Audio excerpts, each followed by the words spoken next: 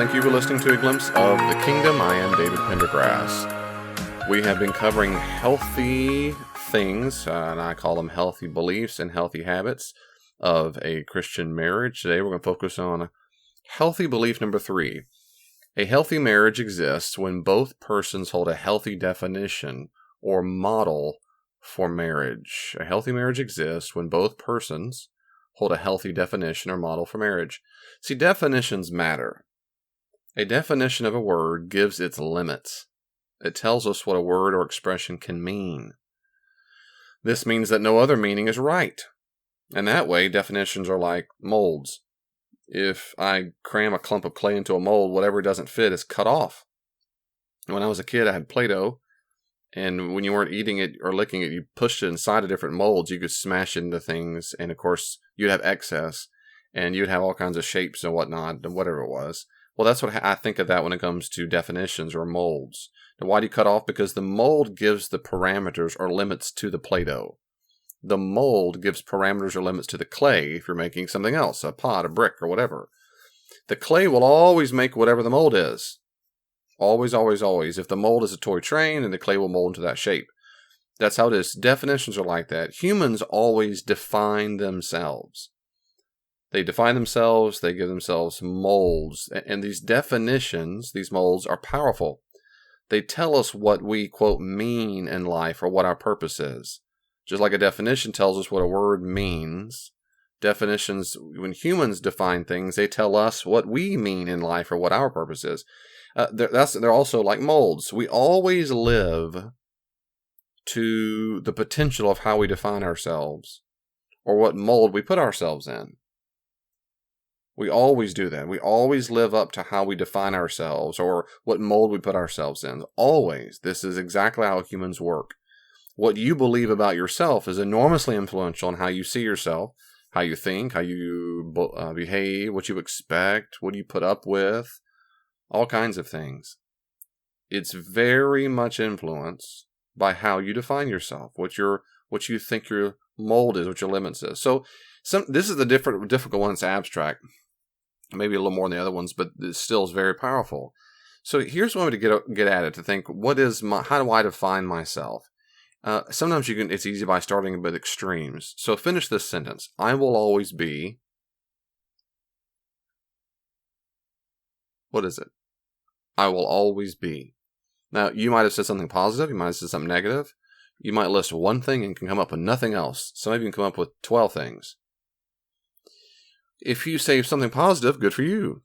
I will always be healthy. I will always be a learner. I will always have character. I will always be a prayer warrior. I will always be carefree and never worry about anything. Many, many, many people don't finish the sentence with something positive. They finish with something negative. They really do. And you might not have ever thought about it before, but in counseling, it's very common.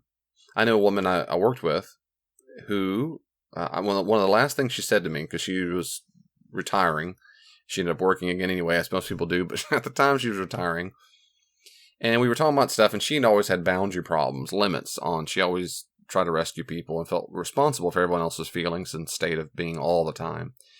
And I remember her saying specifically, I'll always be that woman with the boundary problems. I'll always be that woman with the boundary problems. And that was a very clear insight into how she defined herself or what her mold was, which means she's going to live up to that. She will live into that. You might have finished your sentence with this. I will always be, or maybe you didn't, but when I say this, it might ring true with you. I will always be stressed out. I'll always be sad because of what happened. I'll always be hopeful. I'll always be plagued with boundary problems. I'll always be the good boy or good girl. I'll always be the slut. The person who just sleeps around. I know I ought not to, but I will. I'll always be the cheerleader. I'll always be the best friend. I'll always be the supporting actor. I'll always be the loser. I'll always be the coach. I'll always be the successful leader, on and on. And these are definitions. And if you have never thought about it before, okay, that's fine. But it doesn't mean you don't believe it. And I think I've done podcasts on this before, but I'm going to talk about this a lot here in just a moment. But we do have beliefs about ourselves that whether you think about them or not, we have them. Now, if you sit in, I will always be, that's your mold. That's how that's your definition of yourself. It can be long or short, destructive or healthy, Christian or unchristian. And I'm going to come back in a second, but this is what happens in marriage. And so I'm going to come back in just a second, but these definitions are powerful. If you grew up with a toxic relationship with your parents, maybe a parent was an addict, had a serious disorder, alcoholic, abusive in any kind of form, shape, or fashion, your definition of mold for yourself is probably unhealthy. Probably. If you were molested, if you were taken advantage of, if you felt dominated as a kid all the time, your definition is probably unhealthy. You probably define yourself. People who are molested tend to define themselves, I'll always be at other men's pleasure. I'll be at their disposal. Typically, if it's a female, guys can think the same thing if they've been molested. They might think, I'll always be ugly. I'll always be attractive because mama always talked about how beautiful I am. I'll always be nothing more than an image. I'll always nothing more than a nerd. I'll always be the person who doesn't get people. In other words, at some point you were wounded as a child, it's very likely that you define yourself in a negative way. Or think of it this way. If your definition was fairly negative, it probably comes from your past wounds. And these wounds develop into things, of course, the powerful beliefs. I cannot overemphasize the importance of analyzing our beliefs. And this is very difficult to do if you're not used to it, but it gets easier. And my first major point right now is these definitions, these molds are very powerful because they limit what we do in life. And they give parameters to how well or how poorly you perform in life. If you think you're a powerful, strong worker, you're going to do well. You'll work hard. If you think you're lazy, you're going to be lazy. I mean, on and on it goes. Now, I'm going to come back to marriages in a second. First, before I do the marriages, I want to pause on this issue because individuals struggle with this so much. You bring it into the marriage. So let me go to my second major point here, and this I want to stay with me because it's all related. These definitions are based on beliefs, like I said, and if yours is negative, it's probably because you were wounded as a child. That's where most of our beliefs come from, is from childhood. Now, well, David, okay, well, great. Well, what if these beliefs in me, I don't want them? What if they're false? What if they're true? Okay, first I want to make sure you understand something, because this is absolutely very, very common. I cannot over-articulate how common this is in counseling. People do not understand this, and I'm not making fun of them. I'm saying this is a very common little argument I have with people because they live in denial, and then when they finally see it, they go, "Oh, this is basic in psychology. This is like psychology 101." But when you tell people this, the common folk, this is earth-shattering, which is fine. But there's what makes it amazing to me is people almost always give pushback on this as if it's just not true. And there's a lot of reasons why, not just because they're know-it-alls. It's usually a defensive mechanism, and if I remember, I'll tell you why. But first, you need to understand that what you think, you can think something in a definition and still feel sadness, fear, anger, rage, it's hatred, whatever. Now, why is that? Because you still believe in the proposition. You can think something in a definition, but you still feel something else. The reason why that is because you believe something else. Let me say it this way. You can say you intellectually concur with the proposition. That is a truth statement inside of a propositional claim. So you can intellectually concur with something, the truth content of a propositional claim, while simultaneously, really deep down, you believe something else. Our feelings follow what we believe. And here's the last part of that thought, and this is what people disagree with so often. So saying I understand is not the same as saying I believe. They're just simply not the same thing. You can understand it all day long and not believe it. It goes like that when I tell people, particularly people have high developed defense mechanisms because they either are very wounded or they feel very ashamed of their anxiety or their OCD or their addiction. And if it brings something, they go, I know I ought not do it. I know I shouldn't. I might go, okay, then why do you do it? Well, I know. No, the point is I can chase that rabbit hole for a second. I know the answer is not because they're ignorant on what they shouldn't be doing. That's not why. It's not because they don't know why they shouldn't, that they shouldn't be doing it. It's not a knowledge issue. Is that they believe that what they're doing has a payoff. And if I said that to them right off the bat, which usually you can't, because most people, if they have, again, a highly developed defense mechanism, unless they're just genuine narcissists, but most people don't. Most people have a developed defense system because it hurts so much. If I just go, oh, no, that you don't, it's not just you know that, I believe that you know it, you just don't believe it. They're going to go, yes, I do. No, here's a common one, particularly amongst females, but not only, it's not exclusive, but it tends to be the case. Typically, females, usually around adolescence, start really, really challenging their sense of self-value and self-worth. It's a very common stage in life, and almost like a rite of passage, unfortunately, but it's a stage in life that tends to happen. Probably has a lot to do with hormones and all the stuff, but it's a very massive switch for most females where they don't care much at all. They'll dance around like a lunatic in the middle of a grocery store, but then all of a sudden, like almost overnight, they care deeply about what other girls think about them. And don't do that, Mom and Dad. Don't embarrass me. Don't embarrass me. That they use words like embarrassment or embarrassing or that's awkward for the first time in their entire lives. And if parents don't help them through this very difficult, tumultuous time in their lives, they won't stop doing that to various degrees. I know many adult women who never got out of that stage. They never stopped at that stage ever. They grew up all their lives and it never stopped. They end up comparing or contrasting themselves for females the rest of their entire lives. And that all started when they were little girls and they never developed the skill set and the tools to stop doing that, to not let hormones and those fears cripple them. Because when the hormones and these other, not to mention just if it's nurtured, if people around them actually do say that, if moms and dad go, oh my goodness, what would people think if they saw you in that? And they teach them that embarrassment is something you should value very, very much. Well, they never get out of it. Instead of learning the skill set to process that anxiety, the skill set to say, I don't make decisions based on whether or not people like me, they just grow up the rest of their lives. Then what happens is by the time they see me, typically as an adult, then what happens is when we start working on counseling, they might say, if at some point down in the conversation I say, if you're a Christian, your value really is found because God the Father, Son, and Spirit say they value you. And they're going to go, I know.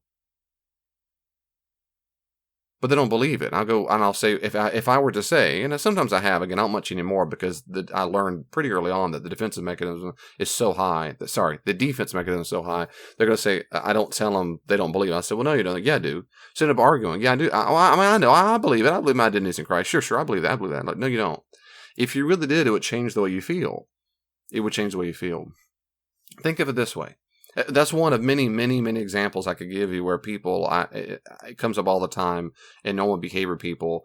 And so there's different ways in counseling to get a person, you basically have to get around it. You have to have them get down to the place where they identify it themselves and go, now I see what you're saying.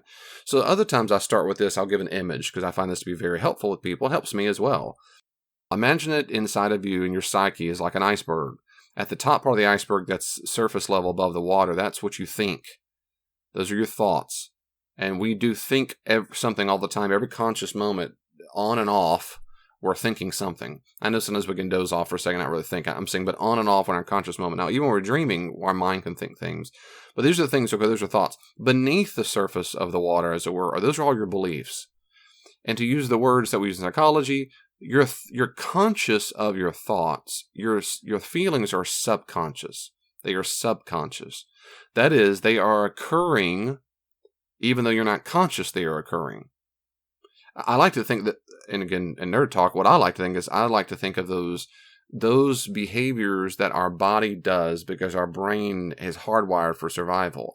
For example, I'm breathing and I don't realize I'm breathing until I start being conscious that I'm breathing. I have to think about breathing.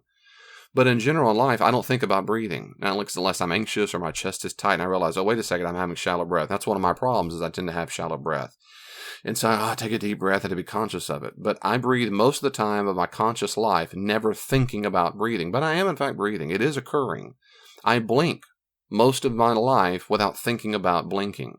I got a long list of things that occur that are automatic that I'm not thinking about doing. They're doing, my body is doing it for me. My brain's taking care of it. It's an autopilot. In fact, when those autopilot functions are broken in the brain, when people have serious injuries or disorders or whatnot, it's a big deal. I mean, simple motor functions of walking and so forth. Okay, that's what it's like with your beliefs. Your beliefs are working just like breathing and just like blinking all the time, even though you're not conscious of it. Your beliefs are driving your feelings. You might see, I can give you tons of examples, but if you believe there's a big bear behind you, you're going to feel scared. Your brain will send the cortisol and the adrenaline and all this fear to make sure you need to be able to get, run and get out of here. It doesn't mean, but you might, if you believe it deep down inside, no matter what someone tells you, and you say, I know there's no bear. I looked. When you ask a child, there's a boogeyman in my closet, and they go, I believe it and I think it. All right, let's show the closet. I look. Now I can look. They can look right at the closet and think there is, and you look, there's no one here. Okay, you're right. They're still afraid. There's still a belief that's lingering inside them. Yeah, but there's something scary. There's something worth being scared of. And it was a long list of things. You might think that a certain, well, anyway, I could spend a long time giving examples, but I won't on this issue, on this podcast. So saying I understand is not the same as I believe. Yes, they're related, but they're not the same. Back to my iceberg analogy. It's ice. It's related. It's a part of your conscious, part of the mind and your psyche, your emotional state, but they're simply not the same. Okay, so what really matters in your definition of yourself and the mold of yourself is based on the beliefs you have, not just the thoughts you have, but the beliefs and the thoughts.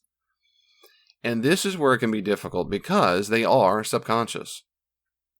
And what takes time, but you can get good at it if you want to get good. Maybe you don't. Maybe listen to podcasts like I don't give a rip because right now you're still disagreeing with me. You're still saying no. I understand. I'm loved by Christ. I'm valued by Him. But yet nevertheless you still have to put on 14 pounds of makeup, and you still put a bunch of selfies on Facebook, and you still have to contract yourself every time you see a skinny girl. Or someone just has other features. Maybe you're skinny, but she has bigger breasts. Or maybe your hair different. Maybe your hair long enough. Oh, if you're a guy, you do the same thing. Whatever. The point is you don't really believe it. You think your value is being prettier than, or at least as pretty as that person. But you don't really believe it. They're different. And so what's going to help you if you want to change your beliefs is you need to start writing them down. If you can pause and sometimes you have to work backwards and say, okay, I'm feeling anxious or I feel nervous or whatever. Why do I feel that right now? You want to get to the place where, and this is a lot easier if I walk you through it as your counselor, but you get to the place where you write in a journal, I believe, and you write it out. Now, what you might write down might appall you. It's very common at this stage when people come back to me after I've had this homework assignment, come back and they say, sometimes they're crying. Sometimes they're just shocked. Sometimes they're incredulous. And they just go, I cannot believe I believe those things. But once I started writing it out, and I always tell them, once you write it out, read it and see if it resonates with you. Does it ring? You go, yeah, that is exactly what I believe. Or no, we'll keep trying. But when you finally get it and it resonates with you, some people are shocked these things are deep inside them. They're beneath the water in the iceberg. But you've got to do it. And the reason why is because those beliefs are beneath the surface. The way to change the beliefs is you've got to get them to the top of the iceberg. You have to think about your beliefs. You have to think about your beliefs. Then when you do that, once you write these things out, you want to identify a correlating feeling or behavior with that belief.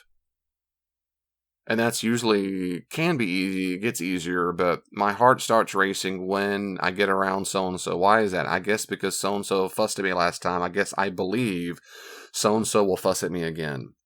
So you'll see the correlation. And those things go together. Well, usually what happens, a little footnote, when people come to me in counseling, they'll, what's going on? I don't know. I just feel so nervous all the time. Why are you nervous? That it was most people don't know why they feel the sensations they feel. And that's why they come to me, or they go to any counselor and say, I need to figure out why is it I can't sleep at night? Why do I struggle with this addiction? Why do I struggle with reliving the past? Why is my mind racing all the time? Why can't I calm down? Why am I nervous? Why do I worry? Why do I like to sleep around? Why do I like to whatever? Why? And then there's going to be a correlating behavior, belief. There will be at least one, maybe multiple ones. And almost always, I already told you this, almost always those beliefs come from childhood. Well, praise Jesus, you can stop and you can change those false beliefs. So on your journal, you write on the left side, as it were, I don't care what side you put it on, but you put false beliefs. On the right beside it, you put a correlating true belief. You put one that's actual.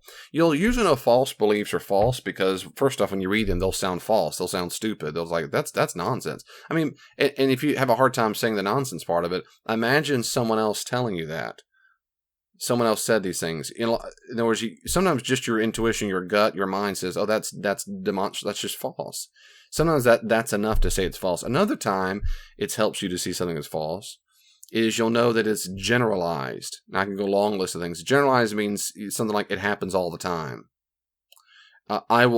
It always is the case that I get nervous around people. I never speak well. I am never. Just the day I heard this guy, he's becoming a fairly well-known interviewer for Christian apologetics. It's called Capturing Christianity. And he had his brother on, who's an atheist, but the guy who does the podcast is a Christian. And the atheist brother was saying that he's not very good at his words and articulate. And the brother said, "Yeah, we're not very articulate." And the brother said, "Yeah." And I thought, that's a definition. They claim we are not articulate. I thought, well, get better at it. But the point is, that's what they believe about themselves, so they'll live up to that definition. But I would put that out. So my point is, that's a generalization. It's like saying I will never be good at speaking well. So it's that sometimes if something's generalized, you'll see that's a false belief. It is. I'll always be is almost all. If it's negative, it's almost always wrong. I'll always hurt because of what happened. Anyway. So usually look for generalizations. That can be a sign of a false belief. Catastrophizing, something becomes a catastrophe. I'll never get over him. I'll never get over her. That event, losing my job, ruined my life. You can go on for a long, all different ways. And there's good books on this and maybe even good blogs, I'm sure, that talk about. So there's different ways to spot false beliefs. But you want to write beside a true belief. It's true that some people can't be trusted, but some people can be trusted. It's true that I have been hurting but it's also true that I just haven't grieved enough to get the grief out of me. It's true that sometimes things do go badly, but not everything goes badly all the time. So you test it. Is it true that it's always or never or all those kinds of things? If I believe that I'm valuable as long as I'm pretty. Your true belief is, no, I'm not. I'm valuable because God says I'm valuable. When the designer of the universe says I'm valuable, that's it, period. I mean, it's nice. It's healthy and good when someone we love says they value us. That's great. I mean, that's great. It makes me feel good or I feel good when my wife says she values me or she loves me. Great. I mean, that really is good. But that's not where my value comes from. But it's nice to hear it. But some people don't have that. Some people don't feel valuable until they excel. They're not valuable until they're the best at the corporation. They're the best bodybuilder. They're the most beautiful, the smartest. They have to beat other people before they're valuable. That's a very, very false belief that you're not valuable until. In Christianity, that's false. Now, if you're a pagan, if you're just a evolved chimp, maybe that's how y'all roll, because maybe that's how animals that just dog eat dog roll. You're only valuable unless you're the top salesman, you have billions of dollars. I mean, in Christianity, that's just silly nonsense. I mean, you weren't made for that. That's not at all. The God of the universe, you're not valuable except when this happens. No, he just loves you then. I have 2 kids. They were valuable to me before they came out of the womb. They haven't done anything. They hadn't done their homework. They hadn't done any chores. They hadn't gotten a job. They still don't have a job. They're worthless. I'm just kidding. They don't bring home any money. But I value them the same. They don't perform for me. They were extremely, immensely, indescribably valuable to me just because they exist. And that's what God says about you and me. But David, you thought that about your children even though you knew sometimes they would fail you? Yes. Do you still feel that way even when they fail you? Yes. Because values and love is not based on that. That's how God is toward us. So, what happens, David, if I'm wrestling with these false beliefs? Well, once you've identified them, you've written them down, it's very important. And this is where typically a lot of thinker types like men, a lot of times people go, oh, that makes sense. Yeah, I'll think about that. You will not heal well. You won't. You can do what you want. You don't have to trust me if you don't want to, but I guarantee you thinking about what I'm saying is not enough. You need to put it on paper. Studies demonstrate this. In fact, studies demonstrate that writing is more powerful than it is typing. But anyway, you do what you got to do. But if you can, I'd write it all out. I've done that. I've typed them up. I put them on tiny font. I've put them in my Bible. I've put them in my car. I put them on a computer screen. And I want true beliefs. So and here's what you do. Every single time that false belief, maybe there's a correlating anxiety when you're at work or you check your email or the phone, you need to go back to those false beliefs. And before you can finish the habit of running away or the false belief that comes in your mind, you need to stop it. You need to stop it. This is called stop therapy. Imagine the belief being a sentence. I believe that person will hurt me. Period. Don't get to the period. In your mind, you scream, stop, stop, stop. You might even yell it out loud. I've done that in the truck before, driving down the road. Stop, stop. You might have to say stop 43 times in a row. Stop, stop, stop, stop, stop, stop. You don't want the brain to finish the habit. The loop. The false beliefs habit in your mind that it wants to get to the end period of the sentence so that it can release all the cortisol or adrenaline because you're scared or anxious or you're afraid or whatever it is, or you're sad. And you're going to stop it. And when you stop it, stop, then you replace it with a true belief. So you've got to recognize the false belief. You stop the false belief from finishing to get to the period, and then you replace it with a true belief. 3 steps. 3 steps. That's why that journaling is so important. So you're getting down beneath this water to the iceberg. You're bringing up to the conscious you, putting it on paper and go, oh my goodness, these are beliefs. The other day I was talking to a young woman who had never done this before. And the next week I talked to her afterwards. She said, I think she had like 98 false beliefs. And I said, good for you. I mean, I'm sorry for you. I'm sad for you, but I'm so glad you've done the hard work. Keep it up. If you get 1 billion, you get 1 billion. You need to get them out of the water. Make them conscious. That's how you start gaining power over them. Well, David, what if I have a belief down there that comes up that I like? Well, they're good. Keep it. Keep it. I mean, or to use a different analogy, if you're unpacking all your bags and you've been holding this baggage for 20, 30, 40, 50 years, you don't have to get rid of everything in your bags. You might want to keep, the point is, but you want to put it back in the way you want to. You want beliefs you want. Many of you walk around with beliefs you got from mom and dad just because mom and dad told you so. You became a racist because your mom or your dad was racist, or your uncle was racist. You were scared of these kinds of people because of that. Because so-and-so said so, and you never challenged it. Children don't challenge things.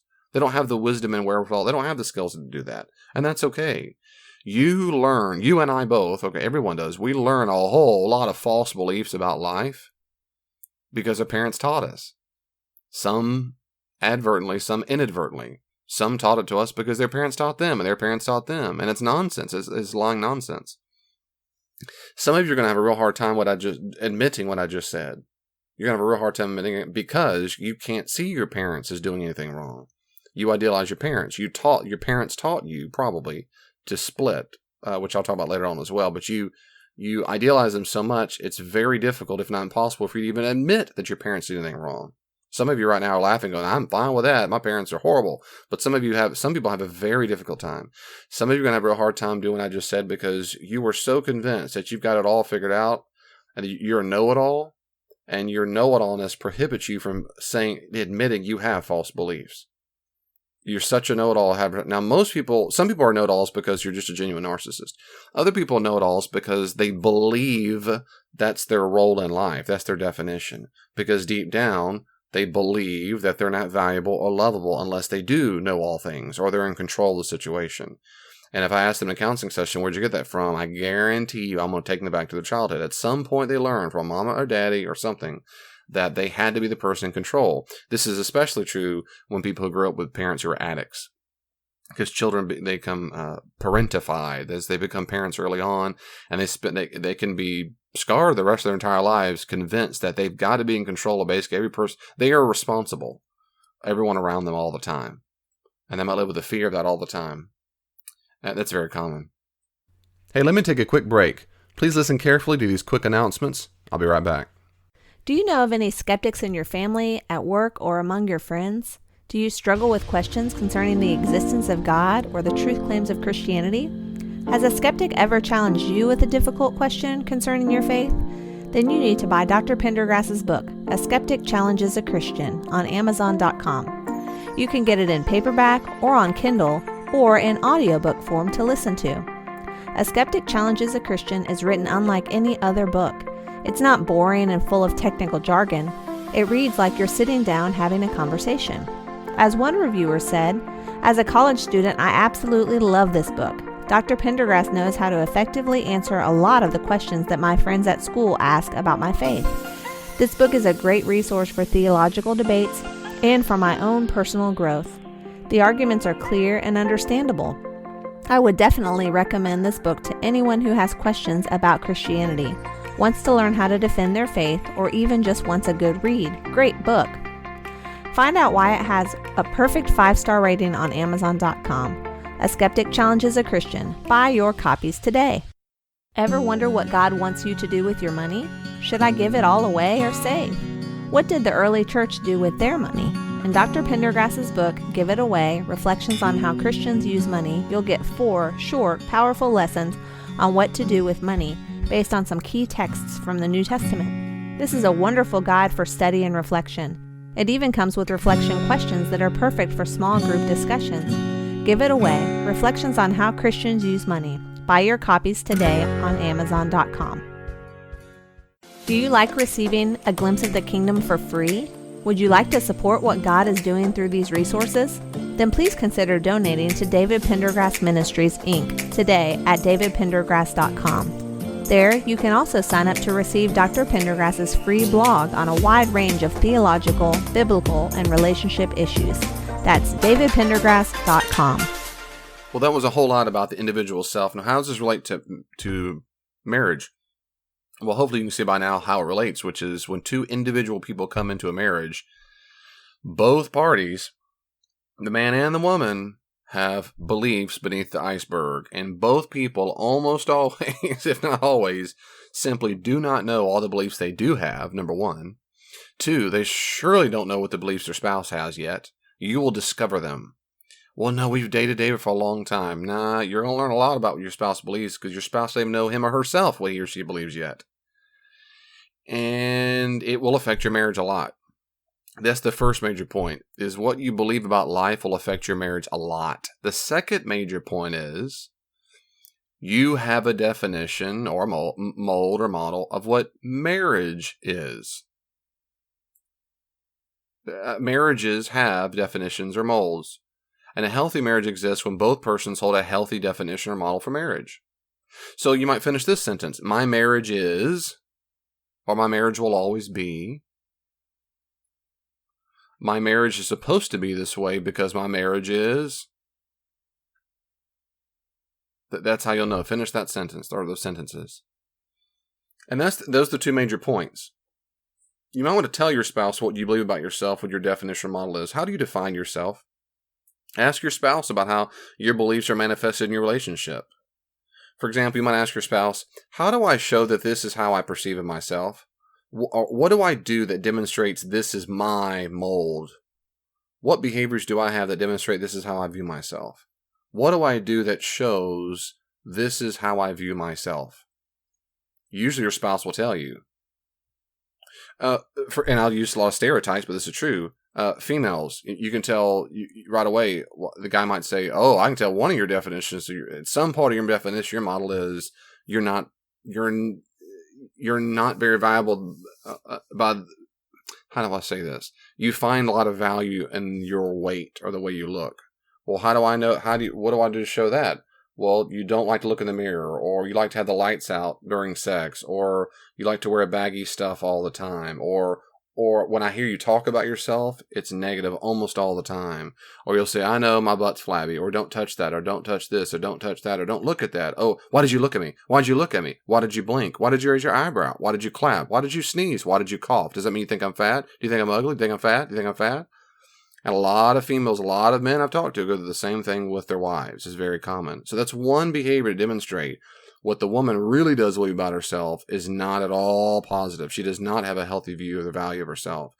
I remember years ago when I first, early on in marriage, really early on, I was working at a church, and the pastor was really, really good guy, funny guy, and he had a good sense of humor, and the pastor of discipleship at the time, she had a great sense of humor too. We were going to a conference. It's a Methodist conference. And I'm not a Methodist, but at the time they hired me anyway. And I'm not a Methodist. I wasn't then, I'm not now. But anyway, we're on the way there, and we were talking about marriage and whatnot, and we were newlyweds, and at one point talked about weight, and the woman, the discipleship pastor, was a woman, and she was a bit overweight, but they were talking about weight here and there, and I can't remember exact context. Maybe she was talking about losing weight or something, and something along those lines, and how maybe they were talking about lying to your spouse about, does that dress look good on you? Or, oh yeah, it looks great, or whatever it is. And I said, I've been thinking a lot about that too before I got married to Elaine, that I thought, do I want to spend the rest of my life lying to her if something doesn't look great on her, or do I just tell her the truth? And before I can even finish my sentence of those two options, they were in the front seat driving. He was driving, she was on the passenger, and they looked at each other in the face. They said, "You lie." And we laughed, and I went, "Ha." We all kind of laughed. It was funny. They thought that was very hilarious. And I said, "Yeah, it's funny." I said, "Well, I chose not to lie, actually. I chose to tell the truth. My hope is to tell the truth and to help disabuse her of the notion that her value is found in her weight." And they got real quiet. I said, that's been my hope. My hope is that and that's it. And I've decided in my marriage not to lie, ever. And my wife sometimes gets, she goes, "Yeah, don't ask him." But I tell her, don't ask me. And see, people hear that and go, "Oh, David must be really mean." No, not. Why do we think that telling the truth means you're mean? You know why? Because you have bad boundaries. You have a low self-esteem. People don't want to hear the truth because they don't want their feelings hurt.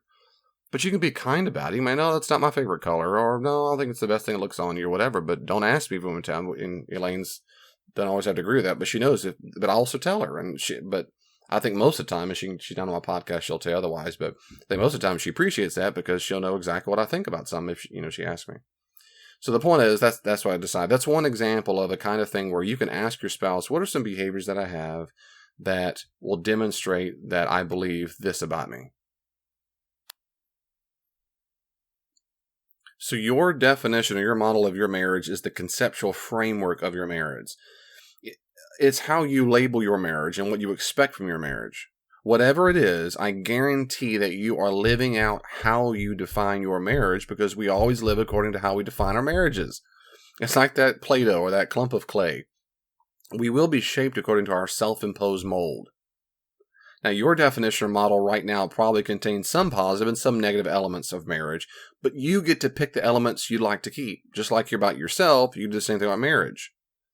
And our definitions or a model of marriage, it can change over time, on purpose and on accident. And I will talk about the accident later on. There's a whole session I'm going to do about that, but they can change on purpose or on accident.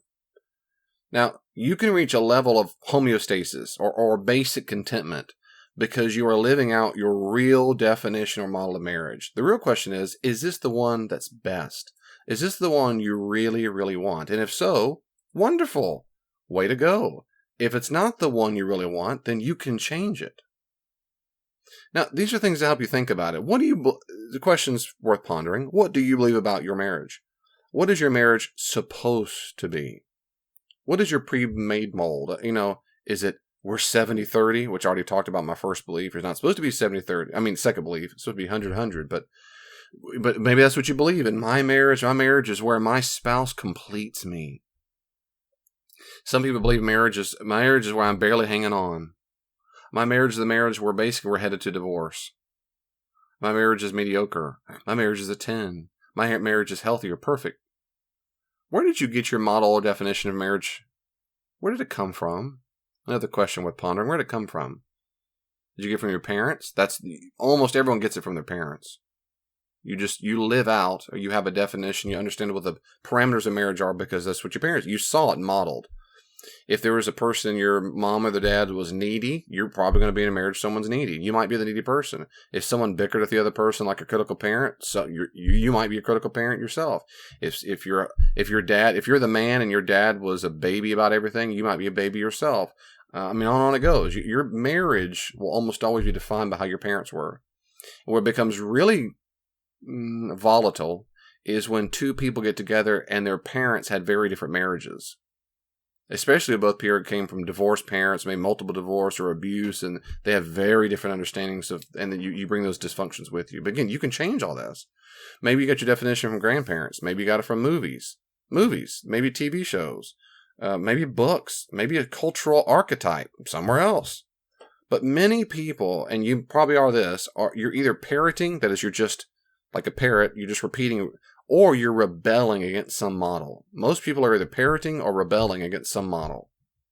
I remember I met a guy I counseled for a little bit. He was a Chinese guy, a very nice guy and smart and whatnot, but he had some self-esteem issues, and his wife was super, super quiet, and he had bad anger issues.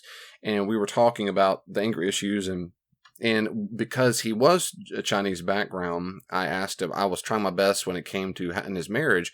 I certainly didn't want to put any kind of American values onto him, but at the same time, I understood that it's healthy. There's certain things that are just simply healthy, and I try my best all the time that I don't have there's not a white marriage and a Asian marriage and whatever. At least not in my view, there's not. I mean, there's healthy and unhealthy, but then there are cultural things that you're just used to doing, and I understand that. I mean, they're just things that there are cultural things that just might be cultural, that may not be healthy or unhealthy. They're just idiosyncrasies. And anyway, this man had a problem with anger, outrage, and burst, and he would just blow. And I was shocked to hear that, because he was a real quiet guy, nice guy. And I said, we talked it all through. But at one point, I asked him, "Where do you get that from? Where did you learn about being a husband? Where did this idea come from?" And at some point, we finally he never thought about it. And he goes, think about it. TV shows, when they argue, they always yell. There's always a time where the man yells and raises his voice and starts screaming. He kind of smiled, kind of laughed at himself, but he realized it was kind of like, oh my goodness. But that was it. That's where he learned it from. And you might think that's silly, but this happens all the time. It's just so subtle sometimes we don't realize where we're picking up on. Where did you get yours from? Another thing is, if you have children, you are teaching your children what marriage looks like. You are teaching your children how to define marriage and what the mold is. So, do you want your definition of marriage? Or for yourself? And who says it's right? Why or why not? What will you do to embrace your new definition of your model of marriage? What do you want in life? I mean, think about that for a second. So, two major things. One is, just repeat and I'm done. One is, you have definitions of model about yourself, and the way you see yourself absolutely influences the kind of decisions you make in life and your behavior. It's chiefly based on beliefs, which are subconscious. They're beneath the surface.